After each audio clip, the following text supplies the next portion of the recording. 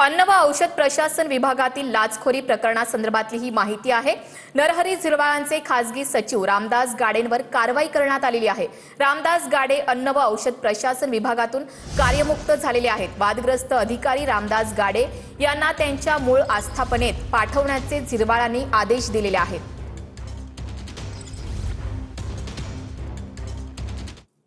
अजित पवार विमान अपघातासंदर्भात ही महत्त्वाची माहिती आहे। अपघाताचा प्राथमिक तपास अहवाल 28 तारखेपूर्वी येणार आहे।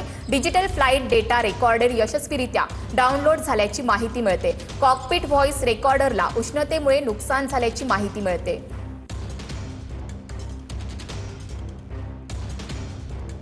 बारामती विमान अपघाताचा AAIB मार्फत काटेकोरपणे तपास सुरू आहे। विमानात 2 स्वतंत्र फ्लाइट रेकॉर्डर होते, एक डेटा रेकॉर्डर आणि दुसरे voice recorder. Digital flight data recorder मधील माहिती AAIBनं डाउनलोड केलेली आहे। उच्च तापमानामुळे कॉकपिट व्हॉइस रेकॉर्डरचं मोठं नुकसान झालंय। रेकॉर्डर बनवणाऱ्या कंपनीकडून तांत्रिक मदतीची मागणी करण्यात आली। त्यामुळे हा रेकॉर्डर आता परदेशातील तज्ञांकडे दुरुस्तीसाठी त्यातील माहिती मिळवण्यासाठी पाठवला जाऊ शकतो। DGCA कडून BSR कंपनीच्या सुरक्षा प्रणाली इतर महत्त्वाच्या कागदपत्रांचीही तपासणी केली जाईल। कायदेशीर नियमानुसार प्रक्रिया पूर्ण होऊ द्यावी। चौकशी होईपर्यंत अफवांना बळी पडू नका, नागरी उड्डाण मंत्रालयानं हे आवाहन केलेलं आहे। अजितदादांच्या अपघाताचं CCTV फुटेज माहिती अधिकार अंतर्गत मागवण्यात आलं होतं, मात्र ते फुटेज देण्यास नकार दिल्याची माहिती मिळते। बारामतीच्या नितीन यादव यांनी CCTV फुटेजची मागणी केली होती।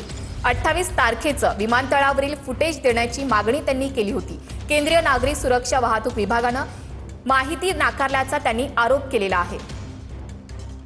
अजितदादांच्या विमान अपघाताचं CCTV फुटेज देण्यास नकार दिल्याची माहिती आता समोर येत आहे। या CCTV फुटेजची मागणी करण्यात आली होती, मात्र ती देण्यासाठी आता नकार दिलाय असा आरोप सुद्धा केला जातोय। दिनांक 28 जानेवारी 2026 रोजीचे त्या ठिकाणचे जे CCTV फुटेज त्या विमानतळावरील असेल त्याची मागणी जी मी आहे ती आंतरराष्ट्रीय विमानतळावरती जी देखरेख करणारी जी केंद्राची संस्था विमान वाहतुकालय जे आहे तर त्यांच्याकडे मी मागणी केली होती।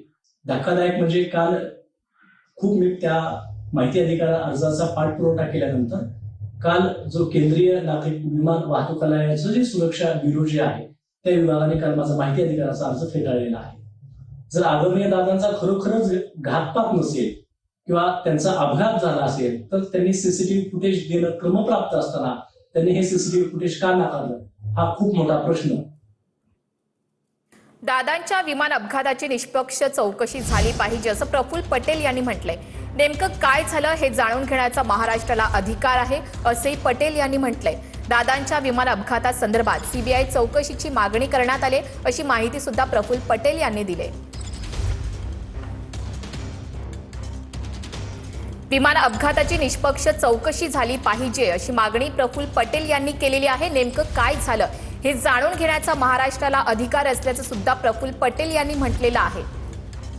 दादांच्या विमान अपघाताची निष्पक्ष चौकशी व्हावी अशी मागणी प्रफुल्ल पटेल यांच्याकडून करण्यात आली।